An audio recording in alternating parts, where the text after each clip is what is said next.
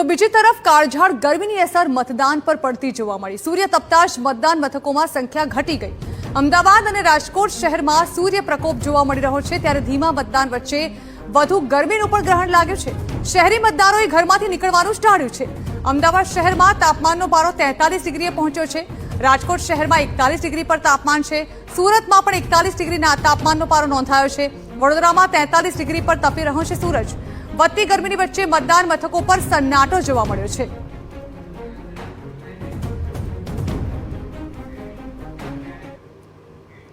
તો આ અંગે વધુ વાત કરવા સીધા છીએ સુરત, જ્યાંથી અમારા સંવાદદાતા બળદેવ સુથાર જોડાઈ રહ્યા છે।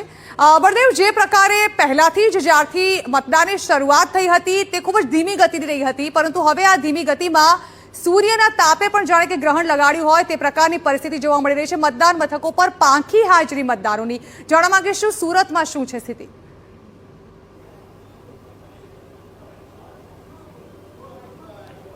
જ્યારે વહેલી સવારથી સુરત શહેરના તમામ જે બૂથો છે તેની અંદર સારી એવી જે લાઈનો હતી શરૂઆતના 1 થી 2 કલાકની અંદર જોવા મળી હતી, પણ ત્યારબાદ જે રીતે ગરમીનો જે પારો ધીરે ધીરે જે વધવા લાગ્યો તેમ તેમ મતદારોની સંખ્યામાં જે બૂથ મથકો ઉપર ઘટાડો જોવા મળી રહ્યો છે, કારણ કે જે રીતે ગરમીની સતત પારો છે સતત વધી રહ્યો છે અને તેની અસર સીધી મતદારો ઉપર જોવા મળી રહી છે। સુરત શહેરની અંદર પણ આ જ રીતની સ્થિતિ છે, કારણ કે 41 ડિગ્રીની આજુબાજુ જે તાપમાન પહોંચ્યું છે, ત્યારે બપોરના 1 વાગ્યા સુધીના જે આંકડાકીય માહિતી વાત કરવામાં આવે તો સુરતના મહાનગરપાલિકાના ઇલેક્શનની અંદર બપોરના 1 વાગ્યા સુધીની અંદાજિત જે 24% જેટલું જે મતદાન થયું છે, એટલે સૌથી મોટી અસર સુરત શહેરની જે તાપમાનનો અસર છે તે આ મતદાન ઉપર જોવા મળી રહી છે। આ તમને જે દ્રશ્યો તેમને જે બતાવવાનો પ્રયત્ન કરી રહ્યા છે કે અત્યારે આ જે ગરમીની જે માહોલ ચાલી રહ્યો છે તે વચ્ચે લોકોને મંડપ વ્યવસ્થા છે ગોઠવવામાં